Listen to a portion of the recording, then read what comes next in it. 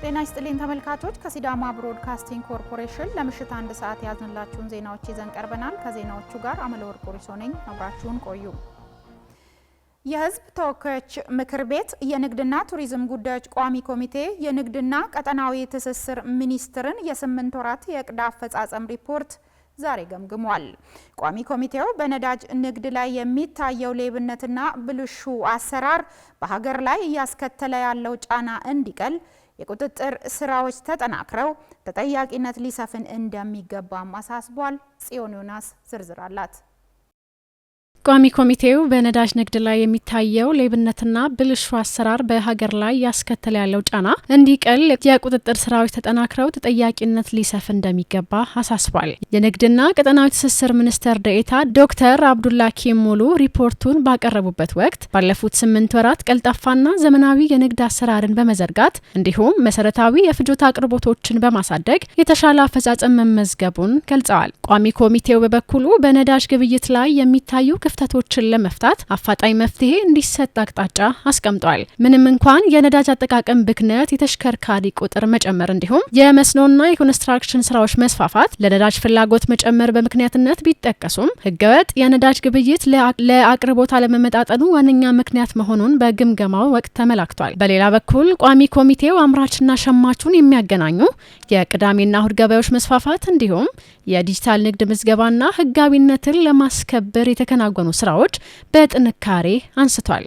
ይሁን እንጂ ዝቅተኛ ገቢ ያላቸው የህብረተሰብ ክፍሎች መሰረታዊ ፍጆታዎችን በቀላሉ የሚያገኙበት አሰራር አሁንም ትኩረት እንደሚያሻ አጽንኦትን ሰጥቷል። እንደ ሀገር የተያዙ ትልልቅ ፕሮጀክቶች የ24 ሰዓታት ስራን የሚፈልጉ መሆናቸው ለሚከሰተው የነዳጅ ፍላጎት አለመጣጣም እንደ ምክንያት ሊጠቀስ እንደሚችልም ተመላክቷል። የቁጥጥር ስርዓቱን ለማዘመን ነዳጅ ከመነሻው ጀምሮ ማደያ እስከሚደርስ የጂፒኤስ ቁጥጥር ሊኖር እንደሚያስፈልግም ነው ቋሚ ኮሚቴው የገለጸው። በመካከለኛው ምስራቅ ያለው ጦርነትና አለመረጋጋት በሀገራችን የነዳጅ ግብይትና አቅርቦት ላይ ተጽዕኖ ማሳደሩን በትላንትናው ዕለት ለኢዜአ በሰጡት መረጃ መግለጻቸው ይታወሳል። በጦርነቱ ምክንያት በዓለም አቀፍ ደረጃ ከጦርነቱ በፊት የአንድ በርሜል ነጭ ናፍጣ ዋጋ $80 የነበረ ሲሆን አሁን $230 መድረሱን፣ ቤንዚንም ከ70 ወደ $150 ማሻቀቡን መግለጻቸው ይታወቃል። ዘገባውን ከኢትዮጵያ ብሮድካስቲንግ ኮርፖሬሽንና ከኢትዮጵያ ዜና አገልግሎት አገኘን።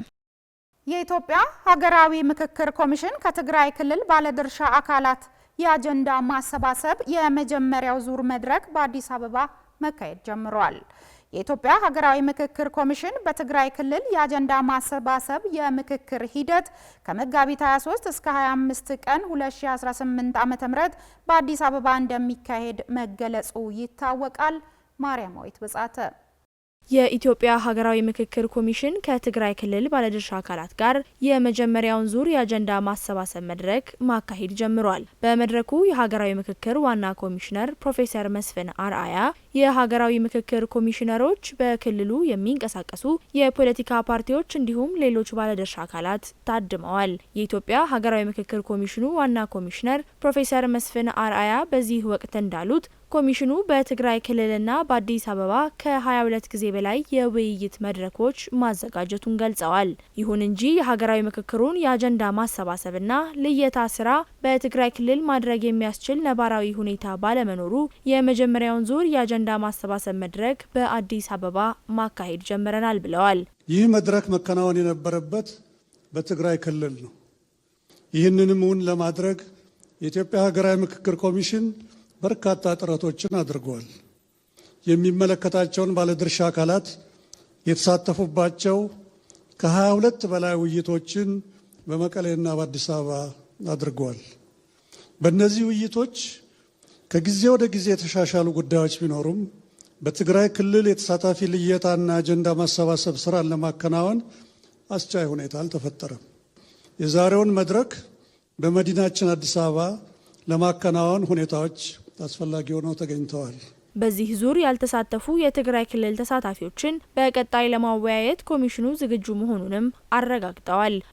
በቀጣይ በዚህ መድረክ በተለያዩ ምክንያቶች ደግሞ አለው ያልተሳተፉ የማህበረሰብ ክፍሎችና ቀሩ የሚባሉ አጀንዳዎች ካሉ በተገቢው መንገድ ለማካተት የኮሚሽኑ በር ሁልጊዜም ክፍት መሆኑ እንደተጠበቀ ሆኖ እያንዳንዱ የምታነሱት አጀንዳ በጥንቃቄ ተመዝግቦና እስካሁን ከተሰበሰቡ ሌሎች አጀንዳዎች ጋር ተካቶ የሀገራዊ ምክክር አጀንዳ አካል ሆኖ ይቀረጻል። መድረኩ አጀንዳ ከማሰባሰብ ባለፈ ለዋናው የሀገራዊ ምክክር ጉባኤ ተሳታፊ የሚሆኑ ተወካዮች የሚለዩበት መሆኑንም ተናግረዋል። ሀገራዊ ምክክር ኮሚሽኑ አካታችና ገለልተኛ ሆኖ እንደሚሰራ ገልጸው የትግራይ ክልል በምክክሩ ሂደት ተሳታፊ እንዲሆን እድል መመቻቸቱን ገልጸዋል። ከጥላቻ ፍቅርን፣ ከውዝግብ ምክክርን በማስቀደም ለሁላችንም የምትሆን ሀገር መገንባት የሚያስችል ውይይት የሚደረግበት መድረክ እንደሚሆን እምነታቸውን ገልጸዋል። የኢትዮጵያ ሀገራዊ ምክክር ኮሚሽነር አምባሳደር መሐመድ ሪድ በበኩላቸው ኮሚሽኑ እስካሁን የአጀንዳ ማሰባሰብና ሌሎች የቅድመ ዝግጅት ስራዎችን ሲያካሂድ መቆየቱን ተናግረዋል። ኮሚሽኑ እስካሁን ያካሄዳቸው ውይይቶች አሳታፊና አካታች መሆናቸውን ገልጸዋል። ኮሚሽኑ አለመግባባቶችን በምክክር መፍታት ባህል እንዲሆን የማድረግ ዓላማን ይዞ እየሰራ መሆኑንም ጠቁመዋል። ዘገባው የኢትዮጵያ ዜና አገልግሎት ነው። ከሀገራዊ ለውጡ ወዲህ በኩታ ገጠም የሚታረስ መሬት 12.3 ሚሊዮን ሄክታር መድረሱን የኢትዮጵያ ግብርና ትራንስፎርሜሽን ኢንስቲትዩት ዋና ዳይሬክተር ዶክተር ማንደፍሮ ንጉሴ ገልጸዋል። ሚካኤል ወጋሞ ዝርዝር አለው። የኢትዮጵያ ዜና አገልግሎት ከኢትዮጵያ የግብርና ትራንስፎርሜሽን ኢንስቲትዩት ጋር በመተባበር የግብርና ምርታማነት ለምግብ ሉዓላዊነትና ለሀገራዊ ክብር በሚል መሪ ሀሳብ በለውጡ ዓመታት በግብርናው ዘርፍ የተገኙ ውጤቶች ላይ ያተኮረ የምክክር መድረክ እያካሄደ ይገኛል። የኢትዮጵያ ሀገራዊ ለውጥ እውን ከሆነበት ጊዜ ጀምሮ የግብርናው ዘርፍ ከአምስቱ ዋና ዋና የኢኮኖሚ ምሰሶዎች መካከል አንዱ ሆኖ የምግብ ሉዓላዊነትን ከማረጋገጥ ረገድ ስኬት እያስገኘ ነው። የበጋ ስንዴ ምርት፣ አረንጓዴ አሻራ፣ ልማት ትሩፋት፣ ኩታ ገጠም፣ የግብርና ማካናይዜሽን እንዲሁም ሌሎች ሀገራዊ ኢኒሼቲቮች ለምግብ ሉዓላዊነት መረጋገጥ ትልቅ አስተዋጽኦ እያበረከቱ ይገኛሉ። የኢንስቲትዩቱ ዋና ዳይሬክተር ዶክተር ማንዳፍሮ ንጉሴ በዚህ ወቅት እንዳሉት መንግስት የምግብ ሉዓላዊነትን ለማረጋገጥ በግብርናው ዘርፍ ውጤታማ ስራ በማከናወን ላይ ይገኛል ብሏል። ከሀገራዊ ለውጥ በፊት በዘርፉ ባለ አነስተኛ ይዞታ አርሶ አደሮችን በበቂ ሁኔታ አለመደገፍ፣ ገበያ ተኮር ያለመሆን እንዲሁም ዘመናዊ የግብርና ስርዓትን ባለመከተል የምርታማነት ማደግ ችግሮች እንደነበሩ አንስተዋል።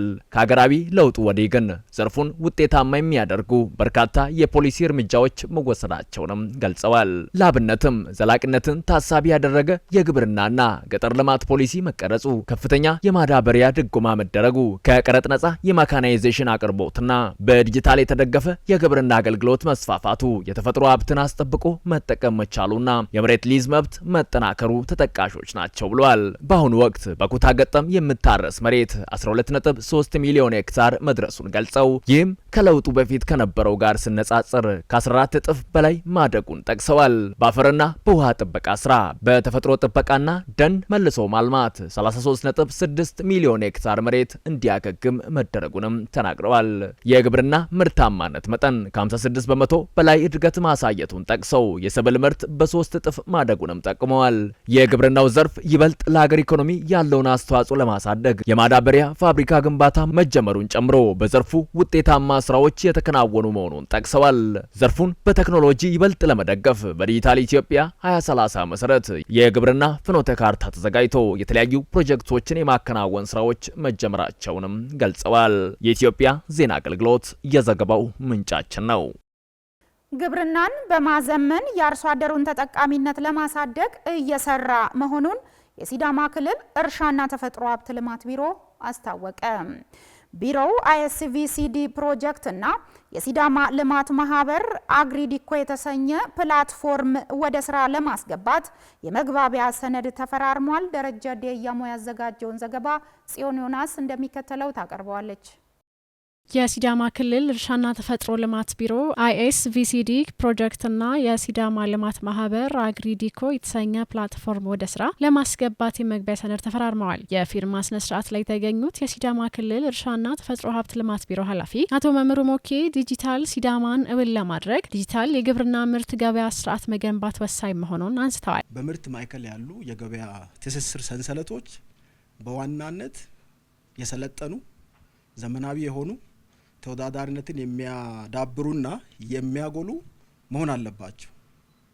ከዚህ አንጻር ግብርናችን ወደዚህ ሲስተም ውስጥ መግባት ጥያቄ ያለው ጉዳይ አይደለም፣ የግድ ነው።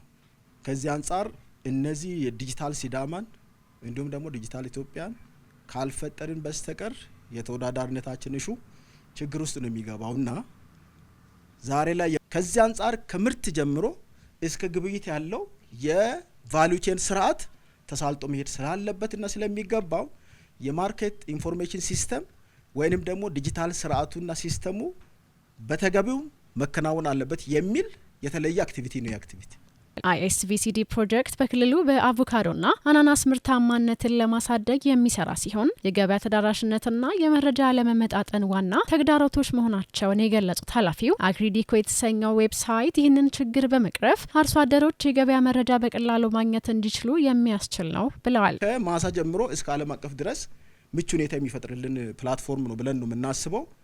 ለአርሶ አደሮቻችን ደግሞ በአንድ በኩል የስልጣኔ መነሻ ይሆናል፣ በሌላው በኩል ለምንደግፍ ትልቅ ለአርሶ አደራችን የምንመግበው የገበያ ስርዓት ወይንም ደግሞ የገበያ መረጃ ሊሆን ስለሚችል እንደኛ እንደ ተቋምም ትልቅ እድል ነው። ይህንን ሁላችንም ተቀናጅተን ተባብረን ውጤታማ ማድረግ ከኛ ነው የሚጠበቀው። የሲዳማ ልማት ማህበር ስራ አስፈጻሚ ወይዘሮ ወይነሸት መንገሻ በበኩላቸው እንደ ሀገር በግብርናው ዘርፍ የተሰጠው ትኩረት ዘርፉን ዲጂታል በማድረግ አርሶ አደሮቹን ወቅታዊ የገበያና የምርት መረጃ የሚያገኙበት ዌብሳይት ለማልማት እንዳነሳሳቸው ነው የገለጹት። ወይዘሮ ወይነሸት አክለው አግሪዲኮ የተሰኘው ዌብሳይት ደህንነቱ የተጠበቀ የግብርና ምርት ገበያ መረጃ ፕላትፎርም ነው ብለዋል። ስትራቴጂክ ሎኬሽንም አይተናል። ክልላችን ያው ለሴንትራል ማርኬቱ በጣም ቅርብ ነው ያለው። ካሽ ክሮፕ ፕሮዲዩሲንግ ኤሪያ ነው። በዛ ላይ ደግሞ መሬታችን በጣም ጠበብ ይላል። እነዚህ ነገሮችን አይተን በዚህ ላይ እንደ አንድ ልማት አጋር አብረን መስራት አለብን ብለን ፕራዮሪታይዝ አድርገን ነው የገባ ነው። agridico.com ሎካል ሶሉሽን ነው ማለት ነው ክሬት ያደረግ ነው። አግሪካልቸርን ዲጂታላይዝ ማድረግ ነው። አርሶ አደሮቻችን አሉ፣ ገዢው አለ። ከገዢው ወደ አርሶ አደር መሄድ ነገር አለ፣ ከአርሶ አደሩ ወደ ገዢ መሄድ ነገር አለ። እንግዲህ አርሶ አደራችን ኢንፑት ይፈልጋል። ካመረተ በኋላ ደግሞ የሚሸጥበት የማርኬት ሲስተም ይፈልጋልና እዛ ላይ ያለውን ጋፕ ቅድም እንደተገለጸው ኦፊሰሮች አሉን ዲፕሎይ የምናደርጋቸው ብሪጅ ያደርጉልናል ማለት ነው። ሃይብሪድ ሲስተም ነው። ሴንትራሊ ደግሞ ዌብሳይት አለን። አይቲ ኦፊሰር ሃይ ሌቭል አይቲ ኦፊሰር ኦልሬዲ ዲፕሎይ አድርገናል፣ ቲሙን ስታብሊሽ አድርገናል። ለገዢው ደግሞ መረጃው ከዌብሳይታችን ነው ማለት ነው የሚሰራጨውና ገዢዎች ዓለም አቀፍ ገዢዎች በዚህ ሴክተር ላይ የተሰማሩትን ሊንክ እናደርጋቸዋለን። አርሶ አደሮቻችን ደግሞ በአይቲ አሲስታንት በኩል መረጃዎችን ወደዚህ ወደ ሴንትራል ዳታ እንዲመጣ እናደርጋለን። የኢትዮጵያ ንግድ ባንክ የፋሲካ በዓልን አስመልክቶ ለተቸገሩ ወገኖች የማዕድ ማጋራት መርሃ ግብር አከናወነ። የኢትዮጵያ ንግድ ባንክ ሐዋሳ ዲስትሪክት የ2018 ዓ.ም የትንሳኤ በዓልን ምክንያት በማድረግ ተግተን እናገለግላለን በፍቅር እናጋራለን በሚል መሪ በሐዋሳ ከተማ ለሚኖሩ አቅመ ደካማ ለሆኑ የህብረተሰብ ክፍሎች ማዕድ አጋርቷል። ዝርዝሩ በሚካኤል ገሞ ይቀርባል። የኢትዮጵያ ንግድ ባንክ የሐዋሳ ዲስትሪክት የትንሳኤ በዓልን ምክንያት በማድረግ ተግተን እናገለግላለን በፍቅር እናጋራለን በሚል መሪ ቃል በሐዋሳ ከተማ ለሚገኙ 200 ገደማ ለሚሆኑ አቅመ ደካሞች የገንዘብና የባህል ቁሳቁስ ድጋፍ አድርገዋል። የኢትዮጵያ ንግድ ባንክ ሐዋሳ ዲስትሪክት ዳይሬክተር ወየሳ ጥላሁን በመርሃ ግብሩ ወቅት እንደገለጹት ባንኩ በተለያዩ የህዝብ በዓላት ወቅት ከተቸገሩ ወገኖች ጎን በመቆም ድጋፍ የማድረግ ልማድ እንዳለው የዲስትሪክቱ ዳይሬክተር ተናግረዋል። ባንኩ በተለያዩ የህዝብ በዓላቶች ወቅት የማህበረሰቡ እሴቴ ነው፣ ከህብረተሰቡ ጋር ያለን ትስስር ለማጠናከር ደግሞ እንዲህ ያሉ የማዕድ ማጋራት መርሃ ግብሮችን ያከናውናል። ለዚህም ማሳያ በያዝነው 2018 በጀት ዓመት ብቻ ለማዕድ ማጋራት መርሃ ግብር 90 ሚሊዮን ብር በመደብ የተለያዩ በዓላቶችን ከ11 ሺህ በላይ ወገኖቻችን ጋር እያከናወነ ወይም እያከበረ ይገኛል።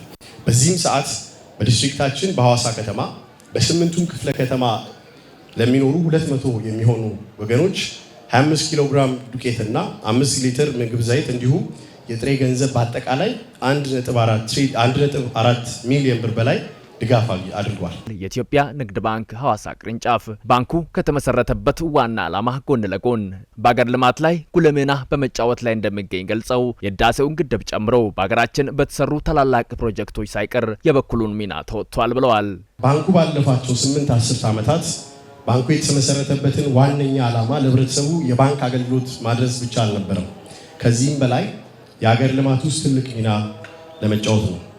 እንደ ባንክ ለሀገራዊ ልማት ካበረከተው አስተዋጽኦ ውስጥ ለግሉ ዘርፍ ንግድና ኢንቨስትመንት ማደግና ዘርፉ ለሚሰጠው ሰፊ ሀገራዊ አስተዋጽኦ የባንካችን ድርሻ የአንበሳውን ድርሻ ይዛል።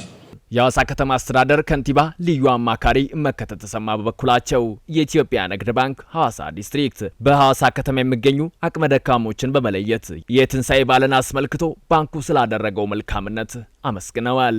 የኢትዮጵያዊ ባህል ከማሳደግም ይልቅ ከዚሁ በተለይ ከማዕድ መጋራት ፕሮግራም ባህላችን ነው ያገኙት ብቻ ሳይሆን ላጡትም በጋራ እንቋደስ በሚል ሂሳቤ ባንኩ ያዘጋጀው በከተማችን ከአቅም አንጻር ያሉ ጉዳዮችን በማየትና በመፈተሽ ከከተማ አስተዳደሩ ጋር በመናበብ ፍትሃዊ በሆነ መልኩ 200 ለሚሆኑ ግለሰቦች ለበዓሉ ተሳታፊ ደስተኛ ሆነው እንዲያሳልፉ ላደረገው አስተዋጽኦ ከተማ አስተዳደሩ ከፍ ያለ ምስጋና ሊያቀርብላቸው የኢትዮጵያ ንግድ ባንክ ደቡባዊ ሪጅን ምክትል ፕሬዝዳንት በበኩላቸው ባንኩ ከመደበኛው አገልግሎት ባለፈ በተለያዩ ሀገራዊ ጉዳዮች ላይ ያለው ተሳትፎና አበርክቶ ቀላል እንዳልሆነ ገልጸው በተለያዩ ማህበራዊና ኢኮኖሚያዊ ጉዳዮች ላይ ስላለው ጉልህ ሚናም አንስተዋል። ባንካችን ከሚሰጣቸው መደበኛ የባንክ አገልግሎቶች በተጨማሪ በተቋማዊ ማህበራዊ ኃላፊነት የመወጣት ተግባሩ ምንጊዜም ህብረተሰባችንን ለማገልገል እንደሚሰራ እያረጋገጥኩ እናንተም የባንካችንን ተቀዳሚና አለኝታነት የምትመሰክሩ አምባሳደሮች እንድትሆኑ አገልግሎቶቹንም እንድትጠቀሙ በዚህ አጋጣሚ መልእክቴን እያስተላለፍኩ በባንካችንና በራሴ ስም መልካም የትንሳኤ በዓል እንዲሆንላችሁ እመኛለሁ። ተግተን እናገለግላለን፣ በፍቅር እናጋራለን። ድጋፍ የተደረገላቸው አቅመ ደካሞችም በተደረገላቸው በጎነት ከፍተኛ ደስታ እንደተሰማቸው ገልጸው ባንኩ ስላደረገላቸው መልካምነት ከልብ አመስግነዋል። በየአመቱ እንደዚህ ለእኛን ባለፈው አመትም እንደዚህ ረድቶናልና አሁንም ደግሞ ከኢትዮጵያ ንግድ ባንክ ጋር ሆኖ አቅመ ደካማ አካል ጉዳተኛውን በማዘን ወይም ለመደገፍ ያደረገው አስተዋጽኦ ከፍተኛ ስለሆነ ወደፊትም አመሰግናለሁ፣ አሁንም አመሰግናለሁ። የኢትዮጵያ ንግድ ባንክ ለኛ ያደረገልን ከአካል ጉዳት ተነስቶ የነበረን ከጓዳችን ጠርቶ ለዚህ ያበቃን እግዚአብሔርና ከእግዚአብሔር በታች ባንኩን በጣም ማመስገን እወዳለሁ። ለዚህ እኔ የሚኖረው ከንጋት ኮከብ ቀበሌ ሆኜ በጣም ከፍተኛ ጦር ጉዳተኛ በአርቲፊሻል ነው የሚንቀሳቀሰው። በዚህ ሁኔታ ይሄን ድጋፍ እንትን ለማለት መጥቻለሁ ለማግኘት እያመሰገንኩ እግዚአብሔርን ደግሞ ለዚህ ያበቃን ለዚህ ያደረገልን ክብር እየሰጠው ለዚህ ነው የመጣው።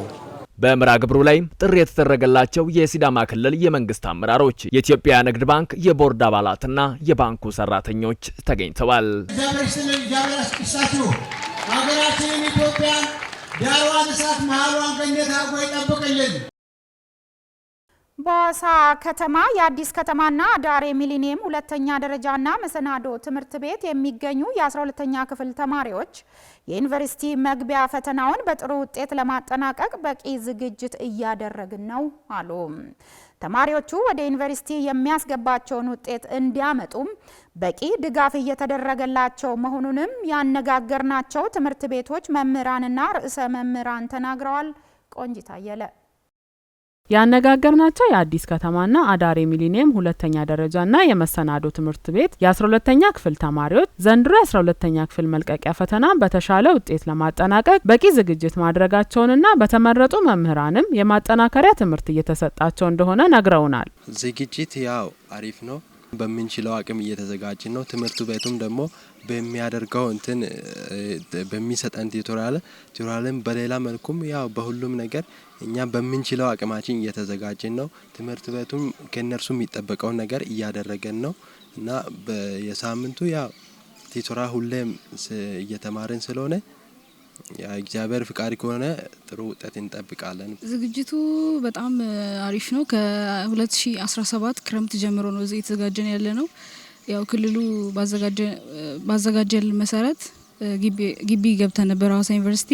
ከዛ ጀምሮ በጣም ጥሩ ዝግጅት ያደረግን ነው። እንደገና 2018 12ኛ ክፍልን ከጀመረን በኋላም ትምህርት ቤቱ እያደረገልን ያለው እንትን በጣም ጥሩ ነው። ቲቶሪያል እንማራለን። ክላስ ላይ እስካሁን የተማረ ነው። እስካሁን ፈተናው እስከ ግንቦት ድረስ እንማራለን። ግቢ ውስጥ አስተማሪዎቻችን በጣም ጥሩ ሰፖርት እያደረጉን ነው። በጣም አሪፍ ዝግጅት ነው። ዝግጅቱ በጣም አሪፍ ነው።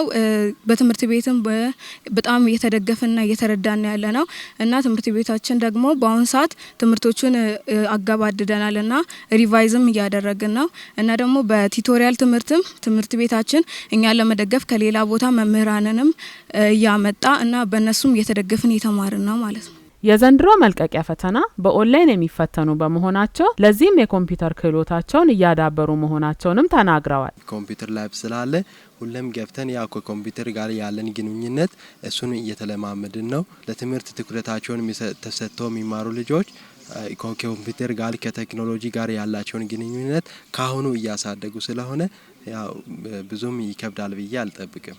ትምህርት ቤቱ በራሱ 3-4 ላብ ክላሶች አሉት። ኮምፒውተር የተሟላ ነው ሁሉም። እንደተባለው ደግሞ ትምህርት ቤታችን ውስጥም እንደምንፈተን ተነግሮናል። ያ ደግሞ ከፍርሃታችንም አንጻር ግቢ ሄደን ምናምን የሆነ ፍርሃት እንትን ይቀንስልናል። እዚሁ ግቢያችን ውስጥ ተምረን መፈተናችን እና ያው ኮምፒውተር አክሰሱ ምናምን ጥሩ ስለሆነ ያው ግቢያችን ውስጥ በሰላም ተፈትነን ጨርሳለን ብለን እናስባለን። ለኦንላይን ፈተና በአሁኑ ሰዓት እኛ ተማሪዎች በራሳችንም ዝግጅት እያደረግን ነው የምንገኘው እና ደግሞ ከትምህርት ቤቱም አሁን በቅርቡ ድጋፍ ሊሰጠን ነው ማለት ነው።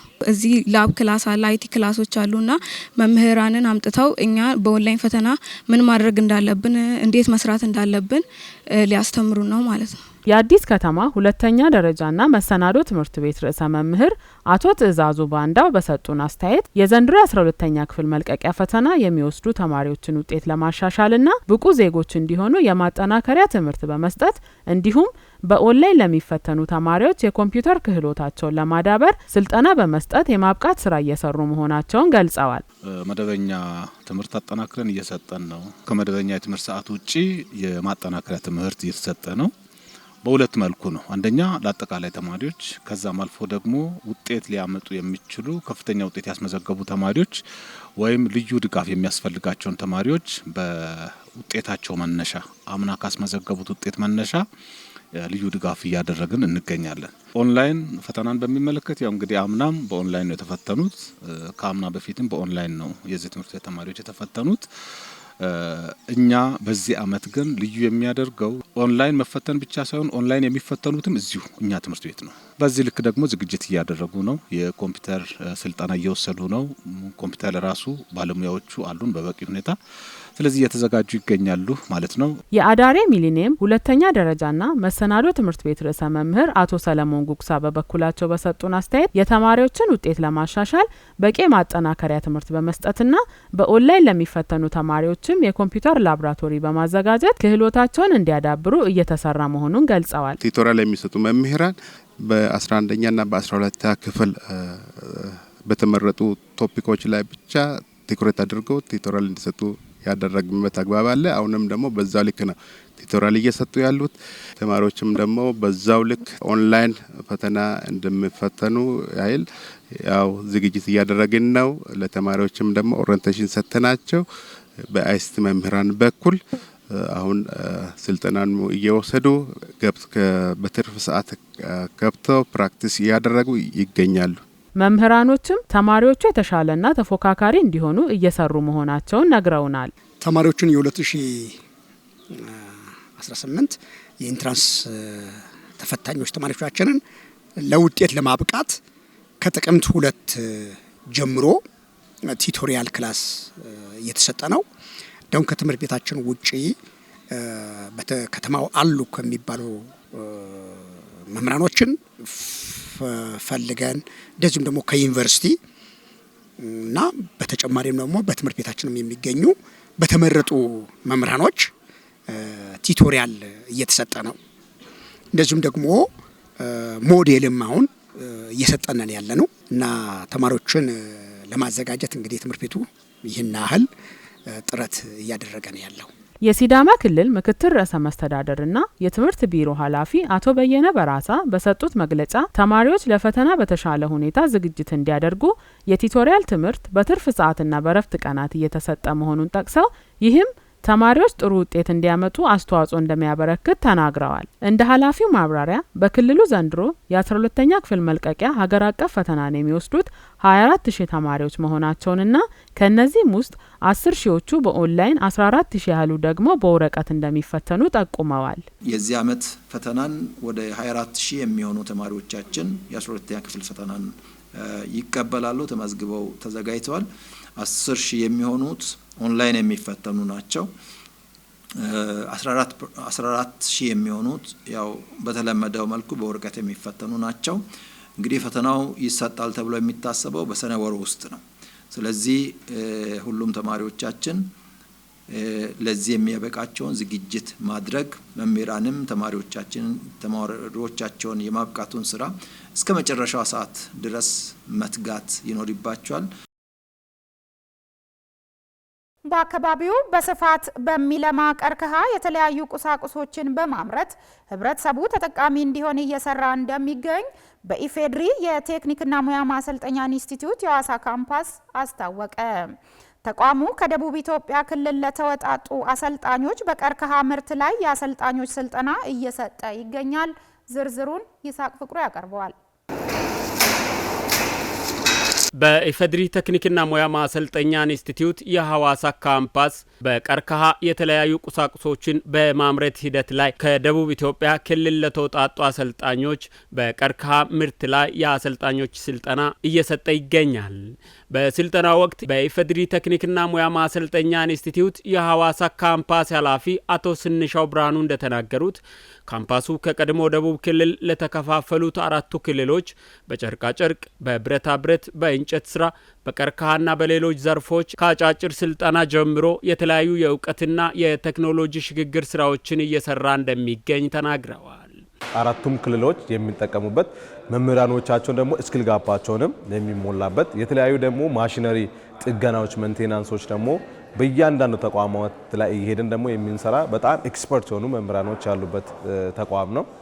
ከዚህ መነሻ በማድረግ ደግሞ ከ4ቱም ክልሎች ጋር በጋራ የግብ ስምምነት በመፈራረም እኩል እነሱም የራሳቸው አሰልጣኞችን እየላኩ እኛ ደግሞ የኛን አሰልጣኞችን እየላክን በርካታ ስራዎችን ነው እየሰራን የምንገኘው። ቀርከሃ ሲዳማን ጨምሮ በ4ቱም ክልሎች በስፋት የሚለማ በመሆኑ ተኪ ምርት ሆኖ እንዲያገለግል ቦርሳ፣ የንብ ቀፎ፣ የዶሮ ቤትና ሌሎች ቁሶችን ለማምረት የሚያስ ማሽነሪዎች መኖራቸውን ተናግረው በዚህ ዙር ከደቡብ ኢትዮጵያ ክልል ለተወጣጡ አሰልጣኞች ስልጠና እየተሰጠ እንደሚገኝም ተናግረዋል። ከደቡብ ኢትዮጵያ የመጡ ከ4 ተቋማት የመጡ አሰልጣኞችን ለመደበኛ ተማሪዎች እንዲሁም ደግሞ በአጫጭር ተደራጅተው በቀርከሃ ውጤቶች ተደራጅተው ለሚሰሩ አሰልጣኞች ስልጠና እንዲሰጡ እንዲያበቁ እዚህ አምጥተን ደግሞ ቀርከሃ ስራዎች እያሰለጠንን ነው የምንገኘውና ደቡብ ኢትዮጵያም ብንሄድ እዚህ ሲዳማ ክልልም ላይ ብንሄድ በጣም በርካታ የቀርከሃ ምርቶች አሉ። እነዚህ ምርቶችን ደግሞ ጊዜ ዱካ መስራት፣ አጥር መስራትና ማገዶ ነው የምንጠቀመው። ግን ከዛ ባለፈ ለምንድን ነው ቀርከሃ ወደ ሌላ ቴክኖሎጂ አድርገን ነው የማንሰራው ብለን መነሻ በማድረግ ቦርሳዎች፣ የላፕቶፕ ቦርሳ፣ ሴቶች ይዞ የሚሄዱ ቦርሳዎችን አንዱ የስልጠና ማዕቀፍ ሆኖ እየሰሩ ያሉት የሴቶች ቦርሳና የላፕቶፕ ቦርሳዎችን ተለማምዶ እታች ሄደው ለተደራጁትም ሆነ ለተማሪዎቻቸው አሰልጥነው በጣም የገበያ ፍላጎትም በአሁኑ ጊዜ ስላለ በዛ መጠቀም ይችላሉ ማለት ነው። ከዛ ባለፈ ደግሞ የንብ ቀፎዎች አሁን አልተለመዱም። የዶሮ ቤቶች በጣውላና በብረት የተለመደው ለምንድን ነው በቀርከሃ የማይሰራው? አርሶ አደሮቻችንም ሆነ የከተማ ግብርና ላይ ራሱ እያንዳንዱ ሰዎች በትንሽዬ ቦታ ላይ የቀርከሃ ዘመናዊ ዶሮ ቤት ተንቀሳቃሽ መስራት ይቻላል። የስቲክኒ ማሽን ኦልሬዲ ኦልሞስት እያለቀ ነው። ተቋሙ በሁሉም ዘርፎች ከ4ቱም ክልሎች ጋር የውል ስምምነት ተፈራርሞ በስልጠናና በቴክኖሎጂ ሽግግር እያገዘ እንደሚገኝም ጠቁመዋል። ጥገና እንፈልጋለን። የተለያየ ማሽን እንዴት እንደሚያዝ እንዴት እንደሚጠገን እንፈልጋለን ካሉ ማሽኖቻቸውን እንጠግናለን ማለት ነው። ከዛ ባለፈ ስኪል ጋፕ ካለ የአሰልጣኞቻቸውን ከአራቱም ክልሎች ጋር በጋራ ሆነን አብረን እየሰራን አብረን እየተነጋገረን ይመጣሉ። እኛም ደግሞ እነሱ ወዳሉበት እየሄድን በጋራ ሆነን የጋራ ሀብት ከመሆኑ አንጻር የጋራ እየተጠቀምን ያለንበት ሁኔታ ነው ያለው። በካምፓሱ በቴክኖሎጂ ስልጠናና ምርምር መሪ ስራ አስፈጻሚ አቶ ተካልኝ ስዩም በበኩላቸው ስልጠናዎቹ ፍላጎትን መሰረት በማድረግ እንደሚሰጡ ተናግረው በቴክኖሎጂዎቹ ዙሪያ ለአሰልጣኞች ስልጠና በመስጠት ማህበረሰቡ ጋር እንዲዳረስ ለማድረግ እየተሰራ እንደሚገኝም ተናግረዋል። ሰልጣኞች ያለባቸውን ክፍተት በመለየት ምን አይነት ክፍተት አለ ያን ሊሞላ የሚችል ፕሮጀክት ተቀርጾ ነው ስልጠናው የሚሰጠው። 6 ዴስኮች ይኖሩታል። ከዛ ውስጥ አንደኛው የእንጨትና ቀርከሃ ነው። ዛሬ ስልጠናም እየሰጠን ያለ ነው። በዚህ በ3 ፕሮጀክቶች ተደራሽ ለመሆን በአካባቢው ላይ ያሉትን ሪሶርስ በመጠቀም ተደራሽ ለመሆን ታስቦ የተሰራ ያለ ፕሮጀክቶች ናቸው። ሰልጣኞቹ በቀርከሃ የሚሰራ የንብ ቀፎ፣ ቦርሳ፣ የዶሮ ቤትና በመሳሰሉት ዘርፎች ላይ የወሰዱት ስልጠና ወደ አካባቢያቸው ሲመለሱ ብቁ ስልጠና እንዲሰጡ የሚያስችላቸው እንደሆነም ተናግረዋል። ማለት ኖርማል እስካሁን በተለምዶ ቀርከሃን እንዲሁ በባህላዊ መንገድ ካልሆነ እንዲህ በዘመናዊ መንገድ ብዙ ነገሮች ላይ እንደሚውል ያን ያክል ማህበረሰቡም እኛም በዚህ ልክ ጥልቅ እውቀት አልነበረንምና ዛሬ በጣም ለብዙ ነገር ከምግብነት ከልብስ ጀምሮ እስከ ተለያዩ ከሴቶች ቦርሳ የተለያዩ የንብ ቀፎዎችን ጨምሮ መሰራት እንደሚቻል ዛሬ ብዙ ልምድ አግኝቻለሁ እና ይሄን ልምዴን ደግሞ ወስጄ የምሰራበት አካባቢ የተሻሉ ነገሮችን እሰራለሁ ብዬ ተስፋ አደርጋለሁ። አዎ ከዚህ ቀደም የተለያዩ እሴት ጨማሪ ቴክኖሎጂዎችን ጨምረን ስልጠናውን አላገኘንም ነበር። አሁን ግን ባምቡ ወይም ቀርከሃ በአካባቢያችን እምቅ የሆነ ሀብት መሆኑን ተረድተን ቴክኖሎጂን በመጨመር ማህበረሰብ አቀፍ የሆነ ትልቅ የሆነ እሴት ያገኘንበት ስልጠና ነው ማለት ነው።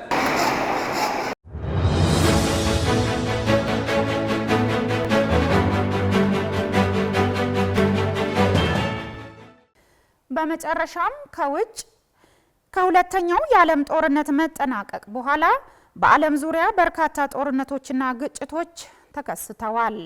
የአብዛኞቹ ጦርነቶች መንስኤ የተፈጥሮ ሀብት ሽሚያና የስልጣን ሹክቻ ነው።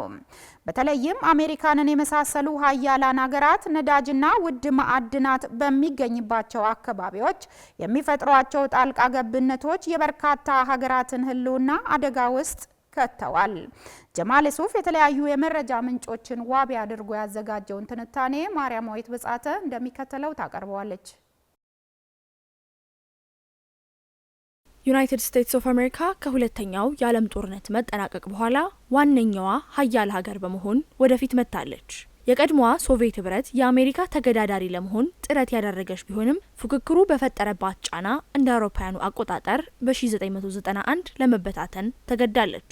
የሁለቱ ሀገራት ፉክክር በዓለም ላይ በርካታ ቀውስ እንዲከሰት መነሻ ምክንያት ሆኗል። አንዲት ኮሪያ ለሁለት እንድትከፈልና ደቡብና ሰሜን ተባብለው እጅግ ተመሳሳይ ህዝቦች በጠላትነት እንዲተያዩ ምክንያት ሆኗል። ከሁለተኛው የዓለም ጦርነት በኋላ የጀርመኗ ርዕሰ መዲና የሆነችው በርሊን ምዕራብና ምስራቅ በሚል ለሁለት እንድትከፈል ያደረጋት የሞስኮና የዋሽንግተን ሰጣ ገባ ነው። የቪየትናም ጦርነት ሶቪየት ህብረትም ሆነች አሜሪካ በአፍጋኒስታን በውርደት የወጡበት ጦርነቶች የዚሁ ፍላጎት ማሳያ ነው። በኩባ ተፈጥሮ የነበረው የኒውክሌር ማስወንጨፊያ ሚሳኤል ቀውስም በሁለቱ ንትርክ ዓለም ስጋት ውስጥ የወደቀችበት የታሪክ ምዕራፍ ሆኖ አልፏል። ከሶቪየት ህብረት መክሰም በኋላ አሜሪካ ብቸኛ ልዕለ ሀያል የመሆን ምቹ ሁኔታን ፈጥሮላታል። ይህን አጋጣሚ በመጠቀምም በበርካታ ሀገራት የውስጥ ጉዳይ ጣልቃ በህቡና በገሃድ ገብታለች። በዚህም ምክንያት በበርካታ ሀገራት ዘመን ተሻጋሪ ቀውሶች እንዲከሰቱ ምክንያት ሆኗል። የአሜሪካ ጣልቃ ገብነት ሽብርና አሸባሪዎችን መታገል አምባገነኖችን ከስልጣን በማውረድ ዴሞክራሲያዊ ስርዓትን ለማጽናትና የጅምላ ጨራሽና የኒውክሌር የጦር መሳሪያዎች ማስወገድ የሚል የፊት ገጽ ስም ይዘው ነው በተግባር የሚገቡት። ነገር ግን ጉዳዩን በቅርበት የሚከታተሉ የዘርፉ ምሁራን እንደሚገልጹት የአሜሪካ ጣልቃ ገብነት መነሻውም መድረሻው የተፈጥሮ ሀብትን ማጋበስና የመጠቅለል አባዜ ነው ይሉናል። የርዕዮተ ዓለም ለውጥም አንዱ መሳሪያዋ ነው። የሆነ አካባቢ ነዳጅና ውድ ማዕድናት ካሉ አሜሪካ እዛው አካባቢ ወጣ ገባ ስትል አትታጣም። የሀብቱን ባለቤቶች በፖለቲካዊና በኢኮኖሚያዊ ስልቶች ጫና ውስጥ በመክተት ሀብቱን በመቀራመት ትጠቀማለች ይሉናል የመረጃችን ምንጮች። የኢራቅ መፈራረስ ከኒውክሌር የጦር መሳሪያ መያዝና አለመያዝ ጋር የተያያዘ ሳይሆን የኢራቅ ድፍድፍ ነዳጅ ያመጣው ጣጣ ነው። ሊቢያ እንዲህ ትቢያ የሆነችው መሐመድ ጋዳፊ የተፈጥሮ ሀብቱን ለመጠቀም ማሰባቸውና የአሜሪካንን ጥቅሞች የሚነኩ አዳዲስ ሀሳቦች አሉኝ በማለታቸው በአፍጋኒስታን ያለው እውነታም ከዚህ የተለየ አይደለም። ፕሬዚደንት ዶናልድ ትራምፕ ከ40 ዓመታት በፊት በአንድ አጋጣሚ ከአንድ ሚዲያ ባደረጉት ቃለ ምልልስ ኢራንን መውጋት አለብን፣ የኢራን ነዳጅ ከምንጩ መቆጣጠር አለብን በማለት የተናገሩት የቪዲዮ ቅጂ ከሰሞኑን መነጋገሪያ ሆኗል። ከወራት በፊት አሜሪካና እስራኤል ከኢራን ጋር ጦርነት ከመጀመራቸው በፊት በአደባባይ ሲነገር የነበረው የኒውክሌር የጦር መሳሪያ ነበር። ነገር ግን ውስጡ ነዳጅና ነዳጅ ስለመሆኑ ግልጽ ነው ይሉናል የዘርፉ ተንታኞች። አሜሪካ የቬኔዙዌላውን መሪ ማዱሮን ከስልጣን ያስወገደችበት መንገድና በስተጀርባ ያለው እውነታ ደግሞ የዋሽንግተንን ግልጽ አቋም ማሳያ ሆኖ ይቀርባል። መረጃውን ከተለያዩ ምንጮች አጠናቀርናቸው። ተመልካቾች ከሲዳማ ብሮድካስቲንግ ኮርፖሬሽን ለምሽት 1 ሰዓት ያዝንላችሁ ዜናዎች እነዚህን ይመስሉ ነበር። ከዜናዎቹ ጋር አመለወርቅ ሪሶ ቆይታ አደረኩኝ። ከቀሪ ጣቢያችን ዝግጅቶች ጋር መልካም ምሽት